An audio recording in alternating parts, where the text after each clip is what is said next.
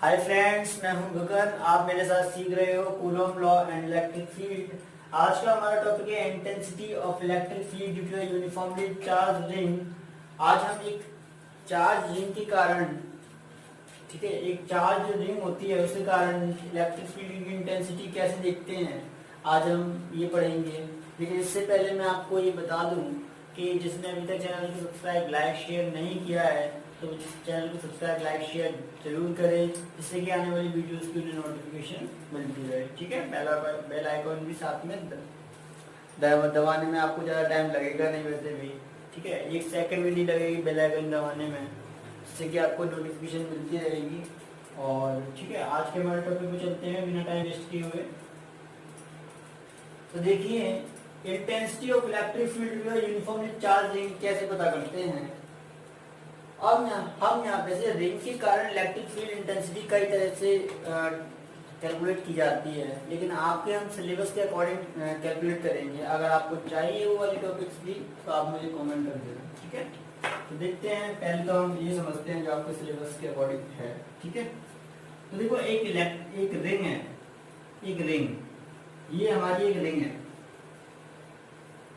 एक रिंग है ये, इसको मैंने चार्ज रिंग बोला है। इस रिंग पर कुछ ना कुछ चार्ज है, ऐसे करके मैंने एक रिंग बना दी है जिसको मैंने प्लस क्यू चार्ज दे दिया है। इसको मैंने प्लस क्यू चार्ज दे दिया है। पूरी रिंग पर चार्ज जो है ना वो यूनिफॉर्मली डिस्ट्रीब्यूटेड है। यूनिफॉर्मली डिस्ट्रीब्यूट का मतलब यूनिट लेंथ में जो चार्ज डेंसिटी रहेगी वो सेम रहेगी, यानी कि इसकी चार्ज डेंसिटी सेम है, लीनियर चार्ज डेंसिटी सेम है। तो यूनिफॉर्मली चार्ज रिंग है ये। यूनिफॉर्मली चार्ज रिंग किसे कहते हैं? यूनिफॉर्मली चार्ज रिंग उसे कहते हैं जिसकी छोटी सी लंबाई में चार्ज इक्वल इक्वल हो, मतलब सेम लंबाई में सेम लेंथ में चार्ज इक्वल इक्वल भरा पड़ा हो। ऐसे रिंग को हम कहेंगे यूनिफॉर्मली चार्ज रिंग।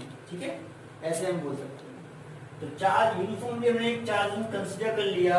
इस चार्ज रिंग के कारण हम इस चार्ज रिंग जो होती है वो गोल होती है, गोल सर्कुलर टाइप की होती है। अब इस सर्कुलर टाइप की जो होती है रिंग, उसका एक सेंटर है, यहाँ पे ये सेंटर, इस रिंग का ये सेंटर है, इस रिंग का ये सेंटर है और इस पर चार्ज जो है वो प्लस क्यू चार्ज है।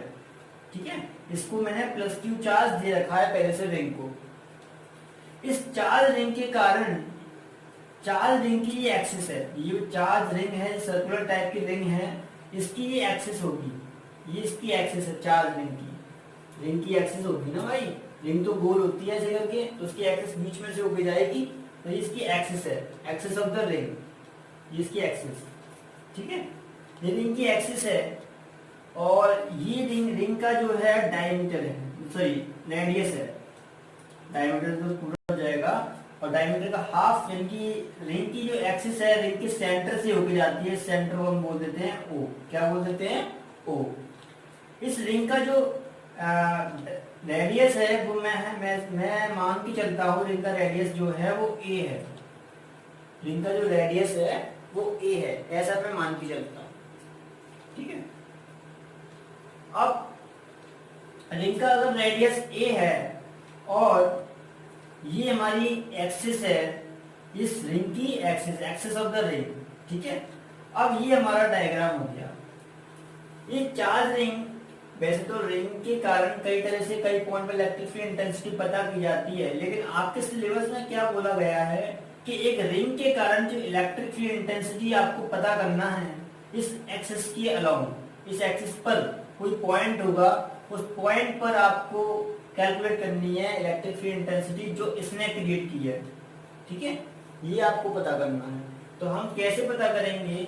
देखो, सपोज करो हमारे पास एक पॉइंट है, सपोज करो हमारे पास एक पॉइंट है जो इस रिंग की एक्सिस पर है, इस रिंग की एक्सिस पर है। मान लेते हैं ये वाला एक पॉइंट है P, इसको नाम दे दिया मैंने P। P एक पॉइंट है जो इस रिंग की एक्सिस पर है, यानी कि रिंग की एक्सिस पर लाई करते हुए पॉइंट P पर मुझे इस रिंग के कारण जो यहाँ पे इलेक्ट्रिक फील्ड इंटेंसिटी जो क्रिएट हो रही है वो मुझे पता करना है, वो मुझे कैलकुलेट करना है। तो यही आज की टॉपिक में हमें करना पड़ेगा, ठीक है। तो देखिए हम क्या करेंगे, इस रिंग के कारण इलेक्ट्रिक फील्ड इंटेंसिटी पता करने के लिए देखो हम क्या करते हैं, ये पूरी की पूरी रिंग के कारण इलेक्ट्रिक फील्ड इंटेंसिटी नहीं पता कर सकते हम डायरेक्टली। हमने कूलॉम लॉ, इलेक्ट्रिक फील्ड, एक पॉइंट के कारण, हमने पिछले टॉपिक में पढ़ा है, एक पॉइंट है, एक वो पॉइंट सोर्स है, इसके कारण आर दूरी पर, आर डिस्टेंस पर कोई पॉइंट है, उस पॉइंट पर इलेक्ट्रिक फील्ड इंटेंसिटी कितनी होगी, ये फॉर्मूला हमने पिछले वाली टॉपिक में पढ़ा है, 1/4πε0 Q/r², ऐसा कुछ हमने फॉर्मूला पढ़ा हुआ है। हमने ये वाला फॉर्मूला जो निकाला है वो पॉइंट के लिए निकाला है। एक पॉइंट सोर्स जो होता है, पॉइंट चार्ज, उसके आर डिस्टेंस पर इलेक्ट्रिक फील्ड इंटेंसिटी कितनी है, ये उसके लिए फॉर्मूला है, ये पॉइंट चार्ज के लिए फॉर्मूला है, ठीक है। पॉइंट चार्ज से आर डिस्टेंस पर इलेक्ट्रिक फील्ड इंटेंसिटी निकालनी है, तब के लिए ये फॉर्मूला है। लेकिन हमें तो पूरे रिंग के कारण इलेक्ट्रिक फील्ड इंटेंसिटी यहाँ पता करनी है, तो हम क्या करेंगे, हम ऐसा करते हैं, इससे इसके द्वारा इलेक्ट्रिक फील्ड इंटेंसिटी पता करने के लिए हम क्या करेंगे, इस रिंग को छोटे छोटे हिस्सों में डिवाइड कर लेंगे। इतने छोटे हिस्सों में डिवाइड कर लेंगे कि इस रिंग के इनफाइनाइट हिस्से हो जाएं। कितने? इनफाइनाइट, मतलब इतने हिस्से हो जाएं कि इसकी काउंटिंग ना की जा सके कभी जिंदगी में। इतने हिस्से कर लो, और अगर आप इनफाइनाइट हिस्से कर लोगे, इसके इनफाइनाइट हिस्से कर दोगे रिंग के, तो आपको एक छोटा सा हिस्सा मिलेगा, वो इतना छोटा होगा कि आंखों से आप देख नहीं पाओगे। वो लगभग आप उस छोटे से हिस्से को आप लगभग पॉइंट के समान कंसीडर कर सकते हो, ठीक है।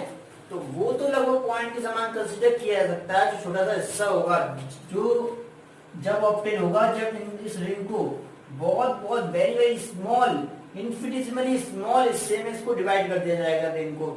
जब ये छोटा हिस्सा प्राप्त होगा, उसको हम पॉइंट के समान कंसीडर करेंगे। उस पॉइंट के कारण, उस पॉइंट के समान जो एलिमेंट आएगा, उस एलिमेंट के कारण इलेक्ट्रिक फील्ड इंटेंसिटी पता करेंगे, और फिर हम इंटीग्रेट कर देंगे, फिर हमारा बस सॉल्व हो जाएगा। यही हम करने वाले हैं, तो बस आपको यही करना है। तो देखो क्या करेंगे हम, तो देखिए यहाँ पे हमें इलेक्ट्रिक फील्ड इंटेंसिटी पता करने के लिए हमने इसको छोटे छोटे हिस्सों में डिवाइड कर दिया। हमने छोटे छोटे हिस्सों में इसको डिवाइड कर दिया, तो हम छोटे छोटे हिस्सों में इसको डिवाइड कर देते हैं, बहुत बहुत छोटे छोटे हिस्सों में।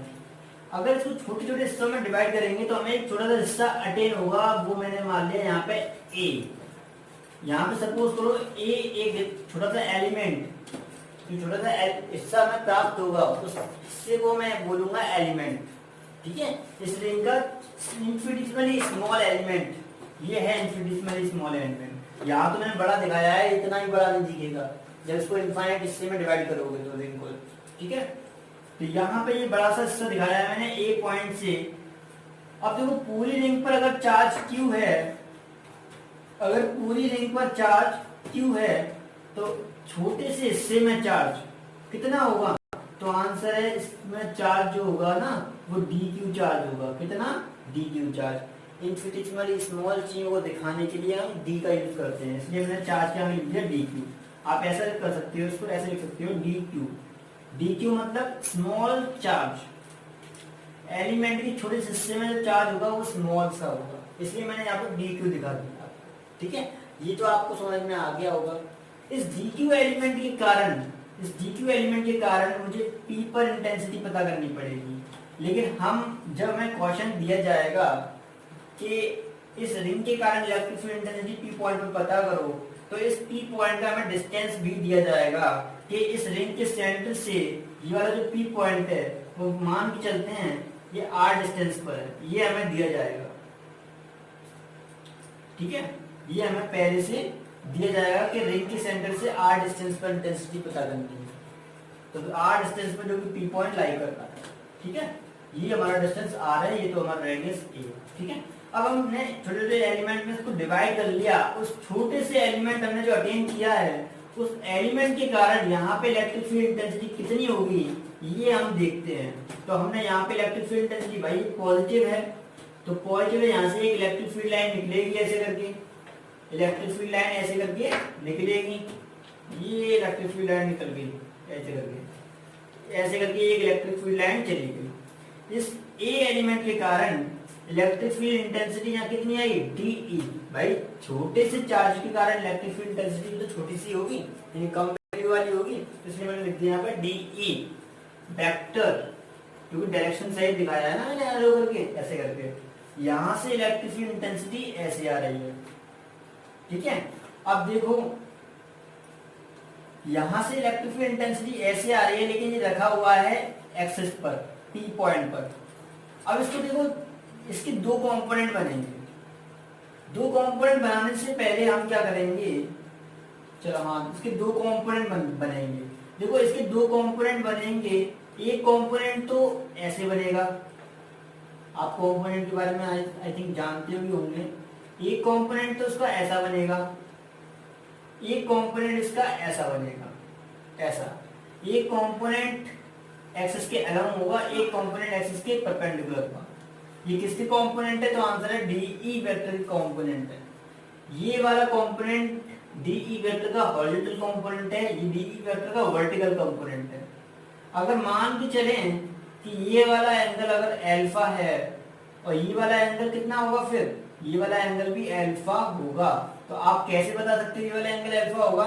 तो देखो आप, ये वाली लाइन ऐसे जा रही है और ये वाली लाइन ऐसे जा रही है, तो आपने पढ़ा होगा मैथमेटिक्स में कि वर्टिकली अपोजिट एंगल इक्वल होते हैं, तो इसी कारण ये अल्फा हुआ तो ये भी अल्फा हो गया। ठीक है, ये आपको ध्यान रखना है। तो ये ऐसे ही अल्फा हो गया। ठीक है, आराम आराम से समझा रहा हूँ, समझ में आना चाहिए और सारी चीजें आपको। तो देखो अगर ये अल्फा है तो देखो इसका ये वाला कंपोनेंट कितना होगा, D cos alpha, D cos alpha, D cos alpha. ये वाला कंपोनेंट डी कॉस अल्फा होगा और ये वाला कंपोनेंट कितना होगा, डी साइन अल्फा। ठीक है, अगर ये वाला कंपोनेंट डी कॉस अल्फा है तो ये वाला कंपोनेंट डी साइन अल्फा होगा। चलो ठीक है, ये वाला कंपोनेंट डी साइन अल्फा हो गया डाउनवर्ड डायरेक्शन में, और ये वाला कंपोनेंट जो हॉरिजॉन्टल डायरेक्शन में है, जो एक्सिस के अलोंग है इलेक्ट्रिक फील्ड का, वो कंपोनेंट जो कि एक्सिस के अलोंग है वो कौन सा है, डी कॉस अल्फा। और जो एक्सिस के परपेंडिकुलर है वो वाला कंपोनेंट कौन सा है, डी साइन अल्फा। तो दो कंपोनेंट इसके बन गए इलेक्ट्रिक फील्ड के। अब देखो जब इसको हमने छोटे छोटे हिस्सों में डिवाइड किया है इस रिंग को, तो इसके सामने एक वर्टिकली एक और कंपोनेंट होगा, डायगोनली एक कंपोनेंट होगा, इतने ही लेंथ का। हमने छोटे छोटे हिस्सों में डिवाइड किया था, उन हिस्सों को इस तरह से डिवाइड किया था उनकी लेंथ आपस में इक्वल रहे। ठीक है, जिससे कि प्रत्येक एलिमेंट में चार्ज लगभग इक्वल रहे, ऐसे हमने इसको डिवाइड किया था। तो यहाँ पे अगर इसकी लेंथ ए है, डीएल है, तो यहाँ पे इसके सामने, ठीक सामने डायमेट्रिकली अपोजिट एक और एलिमेंट होगा। यहाँ पे जब छोटे छोटे हिस्सों में डिवाइड करते हुए आ रहे होंगे तो इसके डायमेट्रिकली अपोजिट एक और एलिमेंट यहाँ पे बी वाला होगा, बी वाला मान लेते हैं, एक डायमेट्रिकली अपोजिट एंड है ये बी वाला। इसमें भी चार्ज डी क्यू ही होगा, इसमें भी चार्ज डी क्यू होगा, क्योंकि हमने अभी भी बोला कि एलिमेंट को इस तरह से डिवाइड करना है आपको कि चार्ज सब पे सेम रहे, प्रत्येक एलिमेंट पर चार्ज सेम रहे, इस तरह से आपको डिवाइड करना है। तो आप देखोगे इसके कारण भी इलेक्ट्रिक फील्ड यहाँ पे क्रिएट होगा पी पॉइंट पर, इस तरह से आप बना सकते हो। इस आर को आप ऐसा करो, नीचे की तरफ दिखा दो, आप आर को आप नीचे की तरफ दिखा दो, जिससे कि प्रॉब्लम क्रिएट ना हो हमारे सॉल्यूशन में। ठीक है,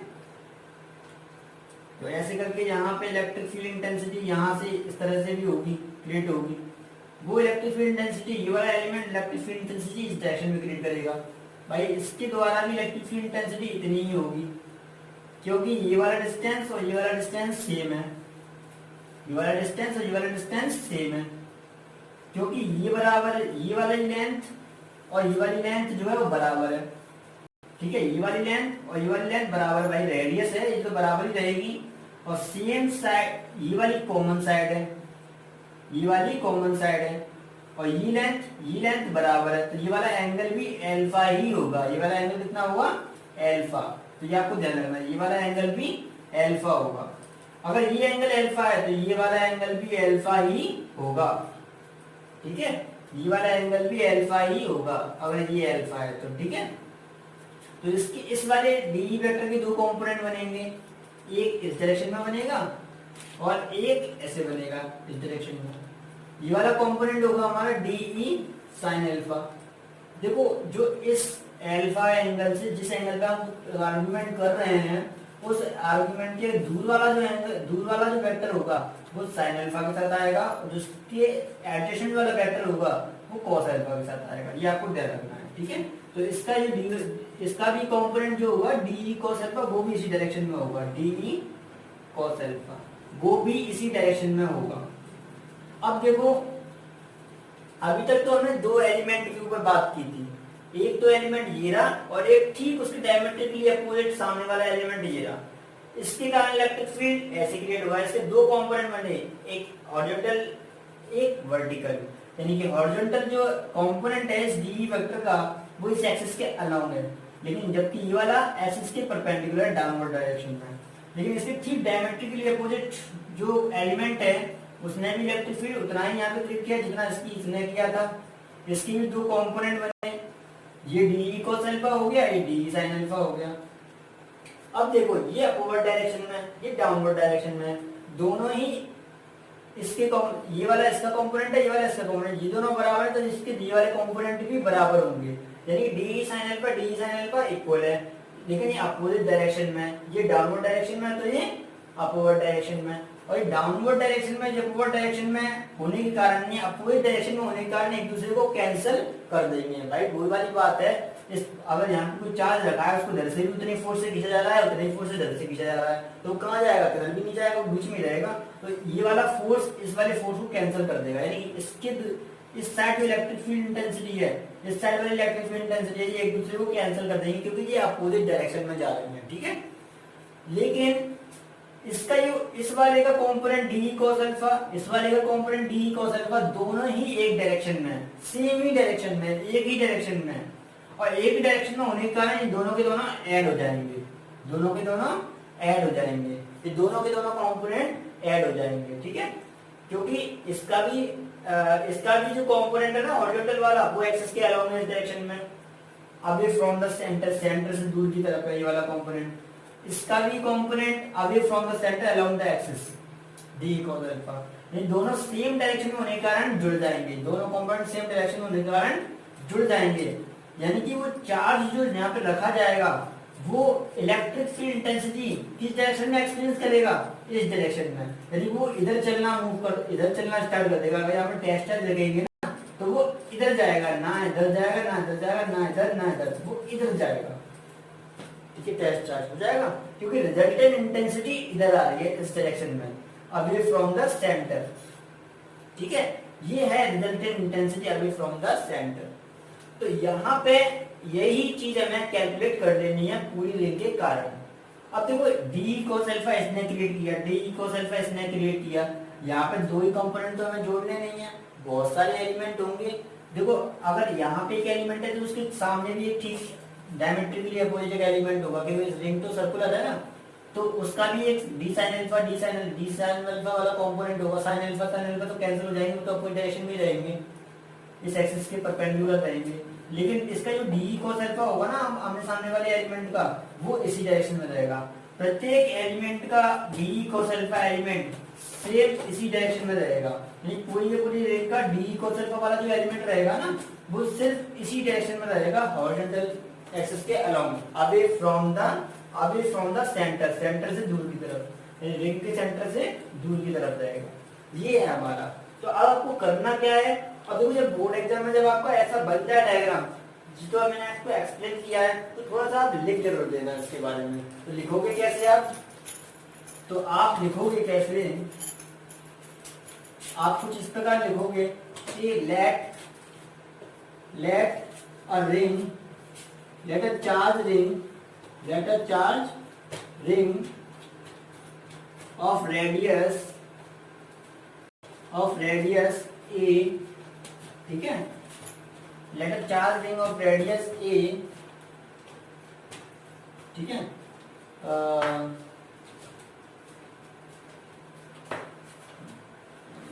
charge q is distributed distributed uniformly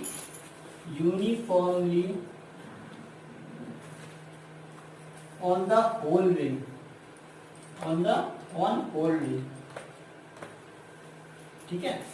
charge Q जो है वो यूनिफॉर्मली डिस्ट्रीब्यूट है इस पूरी की पूरी रिंग पर, ठीक है। और हमें करना क्या है, देखो रिंग के बारे में डिस्कस हो गया हमने, और हमें करना क्या है, we are interested to find electric field intensity at point P at a distance r from the center of the ring, ठीक है। तो हम ये लिख देंगे, क्योंकि हमें क्या करना है, P पॉइंट पर इलेक्ट्रिक फील्ड इंटेंसिटी पता करना है जो कि r डिस्टेंस पर है सेंटर से, तो ये लिख देंगे वी आर, ऐसे आपको बोर्ड एग्जाम में लिख के आना है, we are interested to find electric field intensity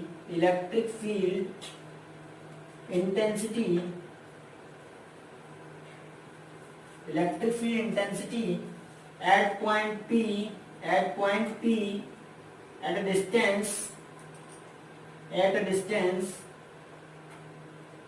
a distance r from the center of the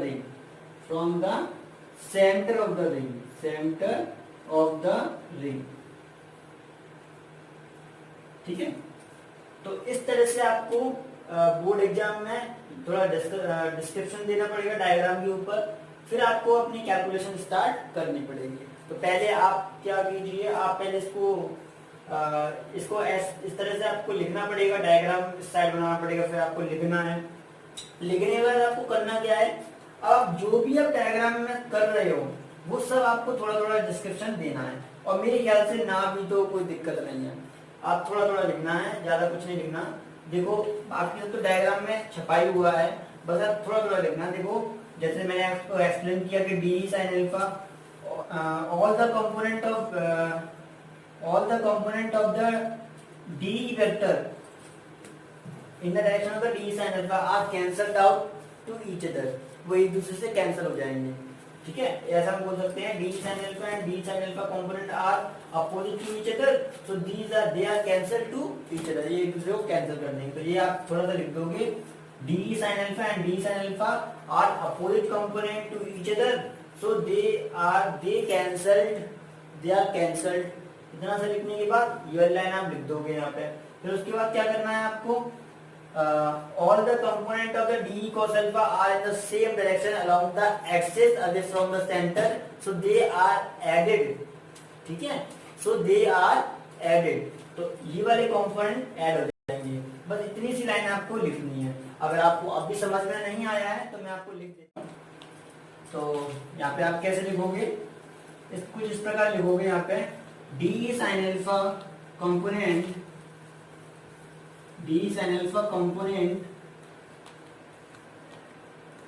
are in opposite direction,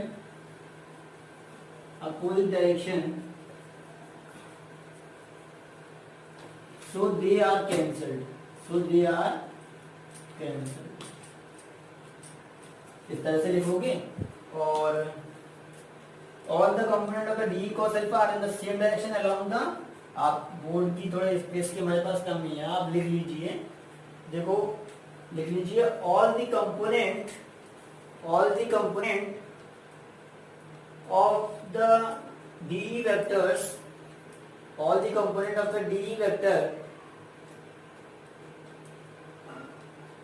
comma d cos alpha are in the same direction along the axis of the ring away from the center, so they are added,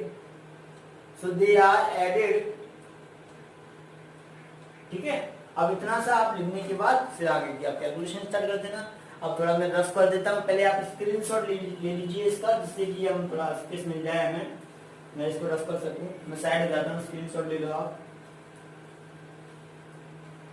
या copy कर लीजिए अगर आप screenshot नहीं ले पा रहे हैं। ठीक, अगर आपने स्क्रीनशॉट ले लिया हो तो हम इसको रफ कर देते हैं,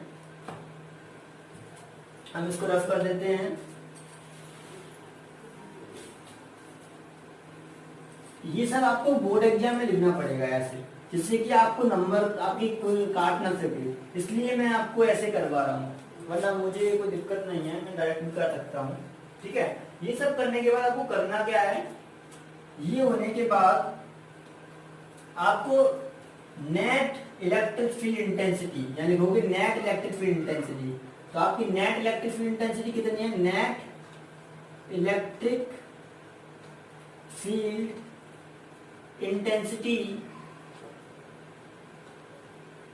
एट पी, पी पर नेट इलेक्ट्रिक फील्ड इंटेंसिटी कितनी है, तो आप क्या करोगे, क्या देखो डी ई कॉस एल्फा, तो एक एलिमेंट, एक छोटा सा एलिमेंट अकेला डी ई कॉस एल्फा है, मतलब इतनी वो क्रिएट करता है, इतनी इलेक्ट्रिक फील्ड इंटेंसिटी क्रिएट करता है डी ई कॉस एल्फा। आपको हाँ चलो, एक एलिमेंट छोटा सा डी ई कॉस एल्फा इतनी इंटेंसिटी क्रिएट करता है हॉरिजॉन्टल डायरेक्शन में, एक एलिमेंट एक्सिस के अलोंग।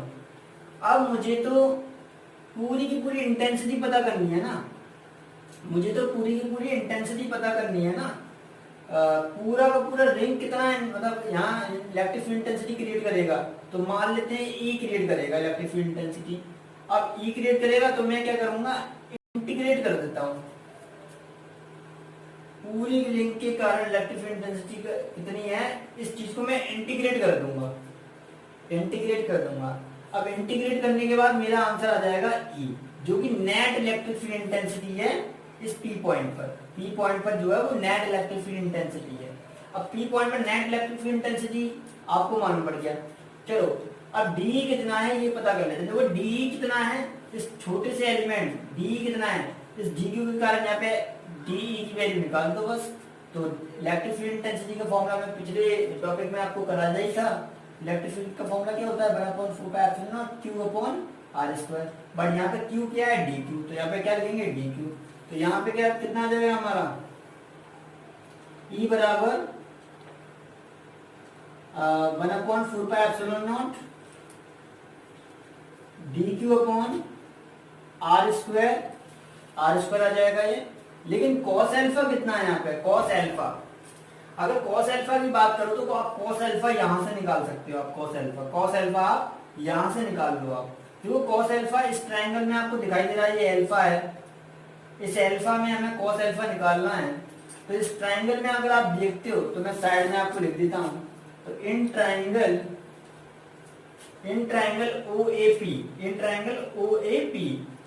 OAP, तो आप इसमें cos अल्फा का वैल्यू निकालोगे ना, तो cos अल्फा क्या होता है, दिस यानी बेस अपॉन हाइपोटेनस। बेस कितना है r, हाइपोटेनस कितना है ये, और इसकी वैल्यू कितनी होगी हाइपोटेनस, ये तो राइट एंगल ट्रायंगल है ना, और ये राइट एंगल ट्रायंगल है भाई, ये परपेंडिकुलर है ना, ये ऐसे है, एक्सिस परपेंडिकुलर होगी ना इस रेडियस के, तो ये राइट एंगल ट्रायंगल होगा। तो हाइपोटेनस में पाइथागोरस थ्योरम से पता कर लेंगे, ये a स्क्वायर प्लस ये r स्क्वायर, ये पाइथागोरस थ्योरम हो गई, पाइथागोरस थ्योरम से मैं पता कर लिया। और यानी कि हाइपोटेनस की वैल्यू कितनी आ गई, वो हमारी इतनी आ गई। तो हम इसको कैसे लिख सकते हैं, अब रूट ऐसे ना लिखते हुए हम इसको 1/2 पावर में लिख सकते हैं, रूट को ऐसे भी तो लिखा जा सकता है, लिख दिया हमने। तो यहाँ पे हम क्या लिख देंगे इसको, a square plus r square का 1/2 पावर में, ठीक है। थोड़ा हमारे पास स्पेस कम है, थोड़ा स्पेस की प्रॉब्लम है, लेकिन काम चला देंगे उसमें। r अपॉन अंडर रूट में a square plus r square, ये आ जाएगा, ठीक है। और अंडर रूट ना लिखते हुए आप इसको हटा के आप इसको पावर लिख दो 1/2 करके, ऐसे करके 1/2 पावर लिख दो, ठीक है, 1/2 पावर, ये 1/2 लिख दिया। अगर आपको नहीं दिखाई दे रहा तो मैं रेड पेन से लिख देता हूँ, थोड़ा इंक की प्रॉब्लम हो गई है इसमें। तो ये ऐसे cos अल्फा इस तरह से, तो e बराबर 1/4 pi epsilon dq upon r square हो जाएगा। अब आपको करना क्या है, ये तो हमने cos अल्फा की वैल्यू निकाली ट्रायंगल से, अगर ट्रायंगल से cos अल्फा की वैल्यू निकाले तो cos अल्फा की वैल्यू यहाँ पुट कर दो, तो यहाँ कितना आ जाएगा, r upon A square plus R square.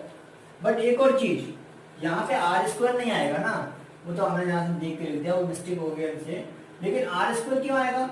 यहाँ ये वाली टर्म आएगा ना, ये वाला टर्म, ये वाला डिस्टेंस कितना है, ये वाला डिस्टेंस कितना है यहाँ से यहाँ तक का, ये जो डिस्टेंस हमें कैलकुलेट करना है, तो इसके कारण तो इलेक्ट्रिक फील्ड इंटेंसिटी पी पर क्रिएट हुई है। तो ये वाला डिस्टेंस कितना है, A square plus R square का होल 1/2। तो यहाँ पे कितना आ जाएगा, A square plus R square का whole 1/2, A square plus R square का होल 1/2। ठीक है, और ये तो आप जानते ही हो। लेकिन यहाँ पे फॉर्मूले के अकॉर्डिंग स्क्वायर आएगा ना, स्क्वायर, तो यहाँ पे स्क्वायर लगाएंगे, तो स्क्वायर अगर हम करेंगे ऐसे करके स्क्वायर, तो ये कैंसिल हो जाएगा, तो हम इसको हटा ही देते हैं एक बार में। ठीक है, तो ये आ जाएगा हमारा, और जब ये आ जाएगा और इसका हम फॉर्मूला लिख ही देंगे, R upon A square plus R square की पावर 1/2। तो यहाँ पे जो चीज कांस्टेंट है उसे इंटीग्रेशन के बाहर निकाल देते हैं, आपने सीखा ही होगा, 1/4πε0। भाई ये तो कांस्टेंट रहेगा, आर कांस्टेंट रहेगा, पी जो लगा था चेंज कर नहीं रहा हूं मैं, तो यहाँ पे ये भी कांस्टेंट रहेगा। जब इन दोनों को सॉल्व करेंगे ना, देखो इन दोनों को जब ये दोनों सेम क्वांटिटी है, देखो इसको हम थोड़ी देर के लिए x मान लेते हैं, ये भी x मान लो, इसको आप x मान लो, x, इसको भी आप x मान लो, इसकी पावर 1, इसकी पावर 1/2, मल्टीप्लाई में पावर क्या होती हैं, ऐड हो जाती हैं, तो 1 + 1/2 कितना हो जाएगा, 3/2। ऐसे 1 + 1/2 3/2 हो जाएगा ना, 2 1 2 1 2 और 1 3 3/2 हो जाएगा। तो हम इसको एक बार में लिख सकते हैं, कितना, ए स्क्वायर प्लस आर स्क्वायर की पावर 3/2, और ऊपर कितना आ जाएगा, ये वाला आर भी तो बाहर निकल के आ जाएगा इंटीग्रेशन के अंदर, क्या रह जाएगा, डी क्यू। अब देखो टोटल चार्ज कितना है, डी क्यू। अब D Q D Q D Q D Q पूरा का पूरा चार्ज ऐड करोगे ना, तो पूरी रिंग पर चार्ज कितना है, वही तो निकल के आ जाएगा, कैपिटल क्यू आ जाएगा। तो डी हट जाएगा, तो यहाँ पे total charge, net charge, integration करने का मतलब क्या हो गया, डी क्यू का हमें इंटीग्रेशन करना है। इसका मतलब क्या हो गया कि हमें जो एलिमेंट में डिवाइड किया है ना रिंग के, उनके ऊपर जितना भी चार्ज है सबको ऐड करना है। सबको जब ऐड कर देंगे ना सारे चार्ज को, तो पूरी रिंग पर कितना चार्ज था वो निकल के आ जाएगा। तो कितना चार्ज है पूरी रिंग पर, Q, यानी कि ये वाला जो पार्ट है ये पूरा का पूरा किसके बराबर होगा, Q के। तो मैं क्या लिख दूंगा, इसको हटा के यहाँ पे मैं, तो ये आ जाएगा मेरा E बराबर 1/4πε0, और इसका आंसर आ जाएगा मेरा Q। तो capital Q, D epsilon D Q करेंगे तो कैपिटल Q आ जाएगा। तो ये आ जाएगा Q R upon A square plus R square का होल 3/2। ये हमारा फॉर्मूला है एक रिंग के कारण इलेक्ट्रिक फील्ड इंटेंसिटी का अलोंग द एक्सिस। अगर कोई एक्सिस पर अगर कोई पॉइंट है, अगर कोई पॉइंट एक्सिस पर लाई कर रहा है, रिंग की एक्सिस पर लाई कर रहा है कोई पॉइंट, उस पॉइंट पर इलेक्ट्रिक फील्ड इंटेंसिटी कितनी होगी ये मुझे पता करना है। तो उसके लिए फॉर्मूला ये है, ठीक है, उसके लिए ये वाला फॉर्मूला है।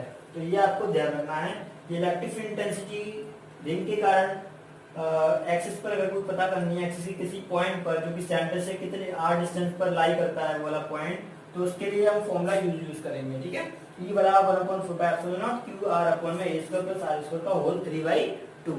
ये आपको ध्यान रखना है, ठीक है। अगर आपको कोई प्रॉब्लम क्रिएट होती है तो आप मुझे कमेंट सेक्शन में कमेंट कर सकते हो। वैसे तो आई थिंक डाउट नहीं होना चाहिए आपको, सब कुछ तो सिंपल है, सब कुछ मैंने आपको लिखाई दिया है। और नोट करते रहा करो, आप कॉपी पेन लीजिए जिससे कि आपको प्रॉब्लम क्रिएट ना हो, ठीक है। अच्छा, ये सब तो हमारा हो गया। अब हम क्या करना है, चलो इसमें क्या हम देखते हैं। ये तो हमारा रिंग के कारण इलेक्ट्रिक फील्ड इंटेंसिटी का फॉर्मूला आ गया। आज के लिए हम इतना ही लेते हैं और बाकी का हम कल लेंगे, कल के टॉपिक में डाल देंगे, क्योंकि आज ज़्यादा टाइम हो गया मैं, ठीक है। वैसे भी बहुत रात हो रही है। तो ये इलेक्ट्रिक एक रिंग के कारण इलेक्ट्रिक फील्ड इंटेंसिटी कितनी होती है, वो इतनी होती है। तो ये आपको ध्यान रखना है, E बराबर 1/4πε0 क्यू आर अपॉन में A square plus R square whole 3/2। तो बाकी का हम कल के लेक्चर में आपको एक्सप्लेन कर देंगे, जिससे कि आप जितना भी मैंने आपको स्टडी रीड करा दिया है, स्टडी अपना एक्सप्लेन कर दिया है, उसका आप रिवीजन कर लो। जिससे कि आने वाले लेक्चर्स में फिर से हमें कोई प्रॉब्लम ना क्रिएट हो। ठीक है, अपने फ्रेंड्स के साथ भी इसको शेयर भी करना वीडियो को, जिससे कि उन्हें भी मालूम पड़े कि क्या क्या होता है, क्या क्या नहीं होता है मतलब टॉपिक्स में। तो ठीक, thank you all of you, best of luck, bye bye.